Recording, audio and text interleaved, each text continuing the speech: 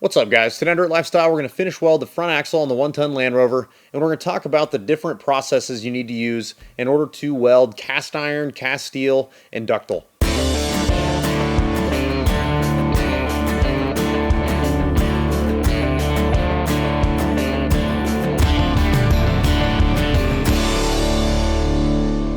This episode is sponsored by Jolka. If you love taking your family outdoors and you want an easy, portable hot water solution, Jolka has you covered. This gives you a way to shower on those long treks and even comes in a portable tote that doubles as a kitchen sink. If you're interested and want to save a little bit of money, you can save 10% off with our coupon code DIRTLifestyle at checkout. In the last episode, we finished the bulk of our front suspension as well as our steering. Cycled everything through, and I'm very confident that all these locations for these joints are in a good permanent location. So now we can pull the axle out of the vehicle, we can set it on the table, and we can turn these tacks into welds. The machine that I'm using today is the Miller Multimatic 220 AC/DC. This is a fantastic machine, and if you see my channel, you've seen me use it constantly. The reason I like this machine so much is it's a multi-process machine, and today is going to be such a great example as to why it's nice to have multiple processes in your shop. Whether you want to have different machines or all in one, it doesn't matter. It's nice to use arc when you need it, TIG when you need it, and MIG when you need it. And today we're going to be testing all three on this axle. So I've been doing a ton of research recently to figure out what the center section of this Super Duty Dana 60 is made out of. So we're going to reference that information later on in the video. We're also going to be doing some testing to confirm that the stuff that I found was, it reflects the different tests we're gonna do on this center section in the real world. And then we're gonna be, just experimenting with some different processes, different rods. This is a special arc rod that is made for cast iron, but I think it's gonna work good for the material type that we have with us today. We also have some TIG rod that I've never used before. I got it on Amazon. It's called Easy Weld, and supposedly this stuff rocks. So we're definitely gonna be experimenting between those two. And then with MIG, I'm just gonna be MIGging the mild steel brackets to the mild steel housing. And we're actually gonna start with the low-hanging fruit, in fact, and I'm just gonna get all those brackets welded right now, all of it out of the way, and then we're gonna start figuring out how we wanna experiment connecting the mild steel to this center section.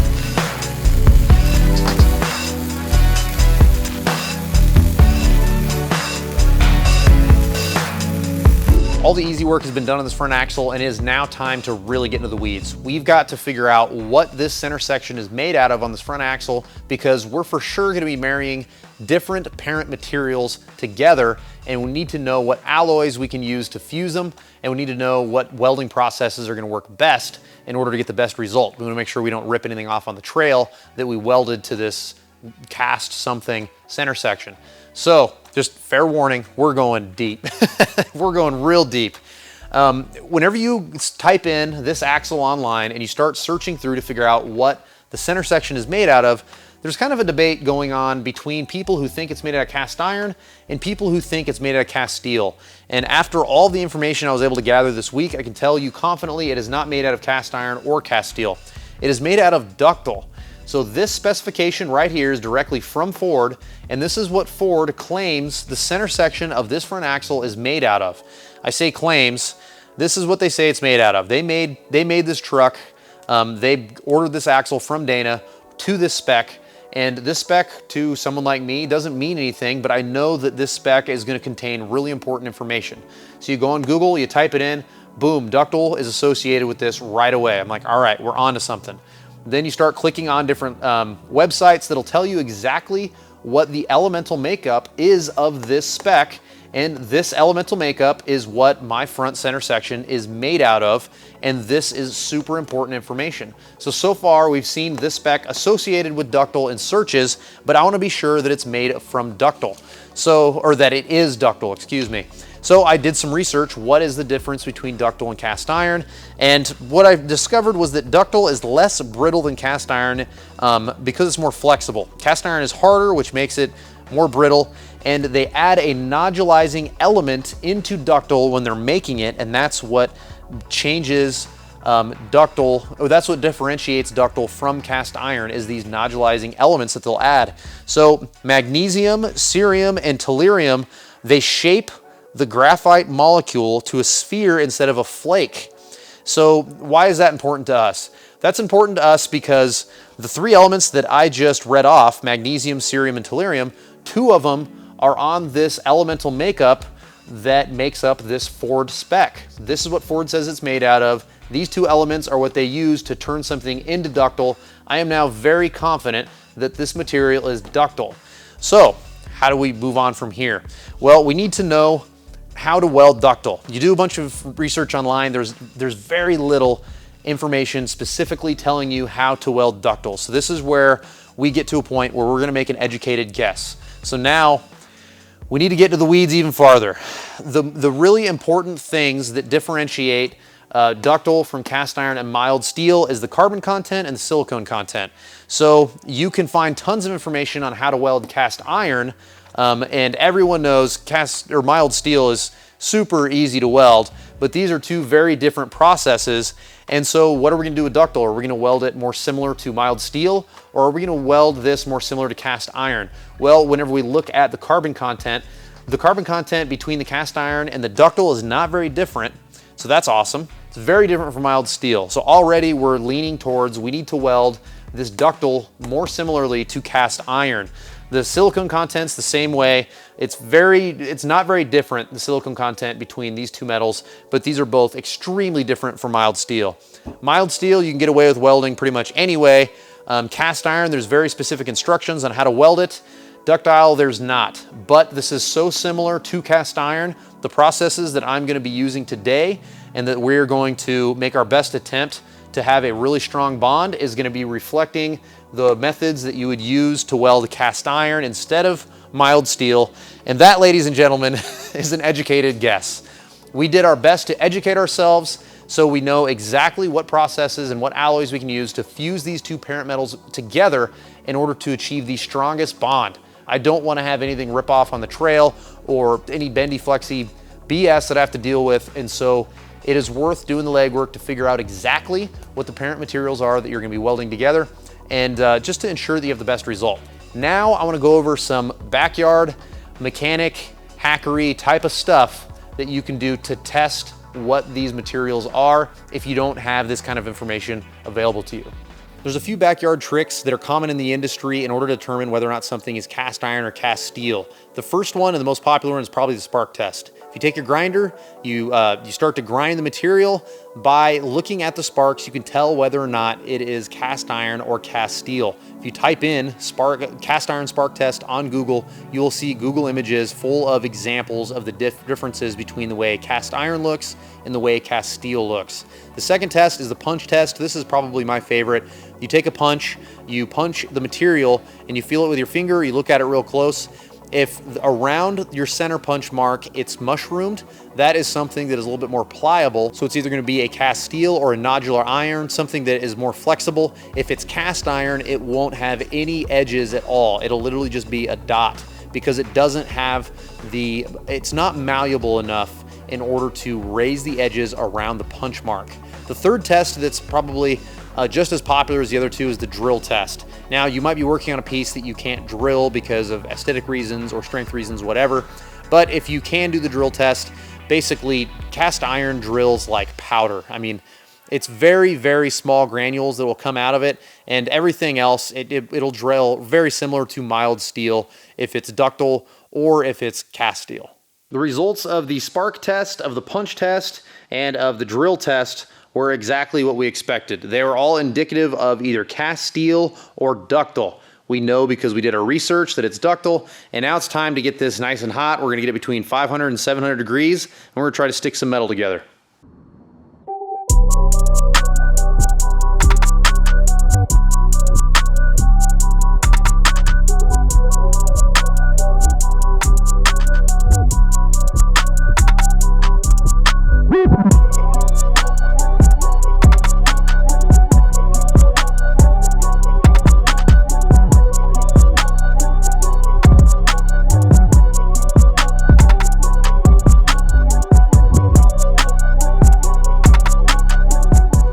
This axle is complete, well, almost complete. I've got a bunch of cleanup to do, but we're cooled down. We're at 60 degrees, so we're at ambient room temperature. I looked up the preheat temperature before I welded this from a ductile iron pipe supplier, and the iron pipe supplier said if you're gonna weld on their pipe, they wanna see it between 500 and 700 degrees, so that's what I did. I kept this center section between 500 and 700 degrees for all my welds, and then I did post heat, so I made sure the whole thing was over 500 before I wrapped it in the welding blanket, and then I just let it chill out here and just cool for like 24 hours.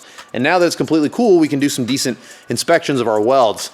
This right here is one of the arc welds I did, and arc just doesn't look pretty. I mean, if you compare it to a MIG weld, you know, these are MIG welds, or if you have really nice looking TIG welds, they just don't look the same. But we're not going for looks, we're going for strength, and I am very confident in the way that weld turned out. As I was burning it in, I could see that it was bonding to both parent materials so perfect. It was like welding mild steel to mild steel. It had no issue biting into this material. A couple of pointers. This rod, it was too small. It worked, but I had to use a bunch of them, and it was hard to fill the big voids, which is why this looks like crap, because it was just a big void to fill. So on the next go round, I'm gonna get 5/32 instead of 1/8. Also, I've seen a lot of people that get bad results out of welding cast with cast arc rod, and after doing a bunch of research online and talking to my welding supply, they all recommend that you hook it up in reverse polarity, meaning that you plug your stinger into the ground spot, so your stinger is negative, and then you plug your ground into the positive spot, meaning that your piece that you're welding to is gonna be grounded positive, and then the ground itself is gonna be what you're gonna be welding with. I've done a bunch of research online, and I saw a number of people that had way better results welding in reverse polarity. Plus, that rod says the word reverse on it. So I think that probably means they want you to hook it up in reverse polarity. Now, I heated this with a weed burner, which is weird. I know that's some just like hack stuff, but dude, it worked so good because that flame is so broad. It helped it made it to where I could heat the piece way more evenly than with a smaller oxyacetylene torch or even a like MAP gas, because it's just a smaller flame. Whereas you have that huge broad flame, it made it to where I was able to heat this so even and cheap. Propane's dirt cheap. So I wasn't super pleased with the TIG rod. This weld right here is TIG. This weld right here is arc. And this weld right here is MIG. I'm gonna go over all of it with arc because I had better luck with the arc, but this TIG weld was splitting as I was welding it. It could be my fault because I didn't get very big TIG rod. This is only 1/16, so it's super small. I just thought it would give me a little more control as to how much I'm feeding into it. But I think before I write this rod off, because I'm gonna be welding the rear axle and it's a similar material, I'm gonna be getting some bigger diameter rod to see if I feed a ton of alloy into it, if it'll give me a better weld. But right now, I think the arc is the better way to go. Even though it's chunkier looking, I have nothing but confidence in that weld, and I know it's not gonna crack. The MIG looked great whenever I welded this, but if you look real close, there is a hairline crack in it. It's super small and it's not all the way through yet, but it will be. I mean, there's no doubt about it. So I'm gonna go through and I'm gonna clean up this axle with the arc. You know, I might even experiment with cleaning up the arc weld with my TIG welder just to see if I can get it to look better. But all in all, I at least have a process moving forward and something that I'm comfortable with. I think that this arc rod worked really well, and you know, take or leave the lessons that I've learned here and how you proceed welding your axle, but at least you can see what my results are. Now it's time for our quick Q&A segment based on the questions that we got in the last video of the series. So the first one is from Vincent Carrieri. Sorry, brother. If I bought an off-the-shelf radius arm kit for my TJ, what options do I have to tune anti-squat and anti-dive with a radius arm kit? Do I have any, or am I stuck with what I've got? if you buy a kit, there's no, especially with radius arm. So you're not going to be able to tune your anti-dive number with radius arms anyway, unless you were able to move the frame side mount. Because the upper mounts on your axle side are mounted to the lower mount, it makes it to where the only adjustment you could have would realistically be moving the frame side mount higher or lower. But that's not really going to give you a whole lot of anti-dive adjustment. And there's no kit out there that has like multiple holes in a lower mount for a radius arm. I've never seen anything like that. So I would say the short answer is no. And if you want to be able to tune your suspension, I'd recommend a 3-link or a 4-link. This next question is from Joe Garofalo II. Pretty sure that's Garofalo, man. Sorry if I messed that up. Hey, Nate, I have a 2000 Suburban that I want to raise up about 2 to 3 inches and make sure I don't smack anything on rough roads and light trails. The front has IFS, but can probably crank the torsion keys up a couple of inches. The rear, however, has a solid axle with stock air ride suspension, and I haven't found any aftermarket lifts for it. Do you think putting some coil spacers in there would work for now? Thanks, Nate. Love all the videos. Thanks for the question, brother. I think that, well, first off, I'm not 100% sure how the air ride is set up in the back of a Suburban. If it's a airbag that's inside of a coil, then theoretically you could put a coil spacer on there, and then you just need to either build like some sort of a spacer, the same distance of spacer for your airbag that's on the inside of that coil. So you'd build like some kind of a hockey puck with holes in it. You could put some longer bolts, maybe something along those lines. But if it's like the Land Rovers where there is no coil and it's just an airbag, then things get a little trickier. You'd have to look and see how that airbag mounts in there. If on the top of the airbag it's like some studs, you could possibly have someone machine you a spacer that's offset to where it's kind of like a wheel spacer. And so you would basically, you'd be rotating it a little bit, and you'd have to have some countersunk jammies. I can see it in my head. It's probably hard to relay without drawing a picture. But I think that if it's factory air ride, that means that the ECU or the body control module maybe is controlling that air ride height, meaning that there are switches in there that are detecting what the height is. So with the Land Rover Discovery 3s, the LR3s and LR4s, it has a switch where there's a rod that connects to the chassis, and then it goes through this arm, and this arm connects to a switch, and whenever, let's say the suspension is low, or I guess it would be like this way, if the suspension is low, it kicks on and pumps more air into that bag to get it level again. If you changed the dimension of this rod, if you made some custom rods to where it thinks that it is lower than it actually is, you can trick the computer into raising it for you. So once again, I don't know how the rear suspension is set up, but I would look into those options and see if you can just make something yourself, because I think that if you can trick the computer into pumping more air into it, then you can go a little bit higher. There's pros and cons to that. Stiffer ride, but if you want to go higher, then this is a good option. Also, don't crank those torsion keys too much. You're going to really sacrifice ride quality on IFS suspension by cranking those. It's probably going to wear your ball joints out a little bit faster and whatnot, and you're probably not going to get a full 2 inches out of it either. You're probably only going to get like an inch to an inch and a half. In any case, those are your options. You can play around with them, and I'm interested to see what you come up with. The next question is from the Bearded Jeeper. Great looking build. Question on the sway bar. What about rear with leaf springs? Is it still beneficial to have a sway bar back there as well? I heard it can bind. I don't see any reasons why it would bind, but I'm not an expert on putting them on leaf springs. But when I think of the leaf spring cycling throughout its travel, I don't think it's going to be drastically different than what you're going to see out of a coilover. Now, the leaf spring, the arc is different. It's just basically going to go up and down. It does swing a little bit towards and away from the shackle, but I still think it would work fine. What I would recommend doing is, if you're serious about getting one, I would email Rock Jock or whatever sway bar manufacturer you're interested in, and I would see what their thoughts are, because there's no way this is the first time they've heard that question, and they're going to be able to point you in the right direction. Next question is from Ted Zeiger. Love the video, especially the Q&A at the end. Thank you. Why did you choose to run Heim joints for the steering setup on that vehicle? That'll see a lot of street miles versus rod ends. One guy I know used Heim joints and regretted it after they wore a bit and allowed slop. I'm wondering if traditional tie rod at the end of the pitman arm side might be a bit smaller and more manageable. Keep up the great content. I like Heim joints because I have yet to see a hardened Heim joint shear, but I have seen a few 1-ton tie rod heads shear. And if I can find a picture of one on my computer on my phone, I will overlay that right now. But trust me, a Heim joint shank is stronger, in my experience, and you could probably go online and confirm this, than what you're going to get out of a 1-ton shank. The 1-ton shank is bigger, but it's not made out of like high-end hardened chromoly type of material.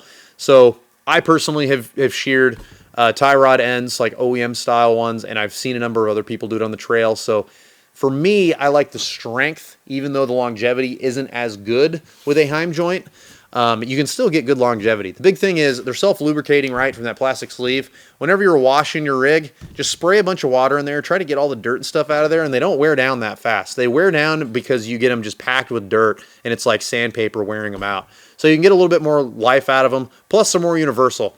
How many different variations of 1-ton tie rod ends are there? Tons. There's all these OEM styles, aftermarket styles, but with a Heim joint, a 3/4 inch Heim joint, left-hand or right-hand thread is a 3/4 inch Heim joint, right-hand or left-hand thread. So if you have a bunch of Heim joints throughout the vehicle, you could just carry like a spare of each, one right hand and one left hand, and it's way easier than having to. And also, if your buddy needs one, you've got one that'll fit. Where the odds of your 1-ton tie rod end and his being the same is really rare. So I just prefer a Heim joint. I know it's not going to last as long, and every couple years I'll have to change these things out, but to me it's still worth it because of the performance advantage off-road.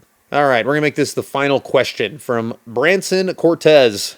So I have a TJ that acts like it death wobbles, but it seems like it only wobbles when it hits a bump. My buddy says that it means it's bump steer. Could you elaborate the difference between death wobble and bump steer? Yes.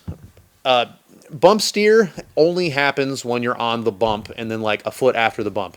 So bump steer is something that you're going to feel in the wheel because whenever you hit that bump, it is going to change the orientation of your steering wheel. That's all bump steer is. Now, once you're over the bump, it should go back to normal, drive down the road straight, and that should be it. The only motion that you're going to feel is in the wheel. Death wobble is going to have that symptom continue out as you drive down the road. And really bad death wobble makes sure you got to pull over and get the thing to stop shaking all over the place so you can get back on the road. I have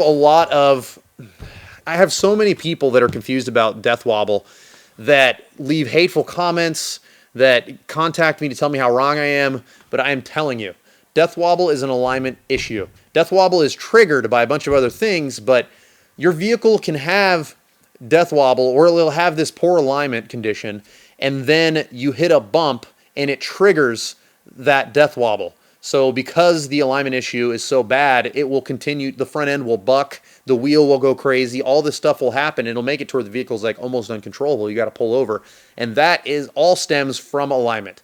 What I would suggest you do if you have a TJ that is almost uncontrollable is there's 3 videos that I think you should watch to get a good understanding as to what could be going on.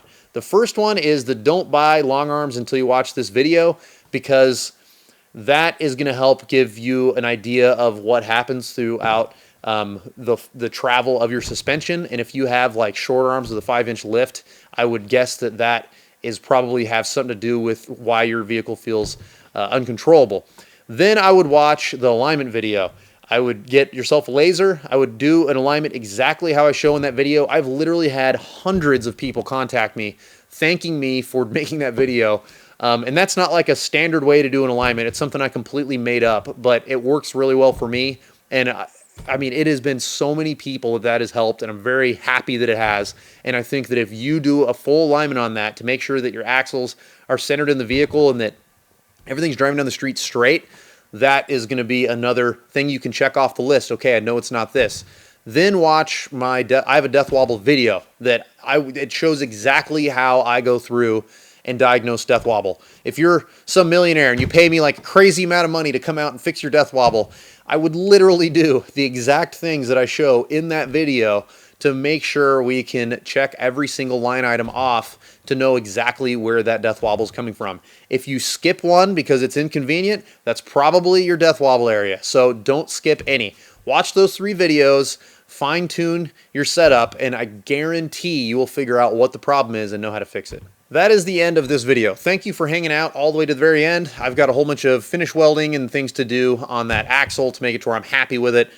So I've got to get to work. But if you enjoyed the video, make sure you give it a like, subscribe to the channel if you haven't already. I'm going to start doing these Q&As in the end of all these because you guys seemed to really like it last time. So I'll just continue on this path and We'll see where it takes us.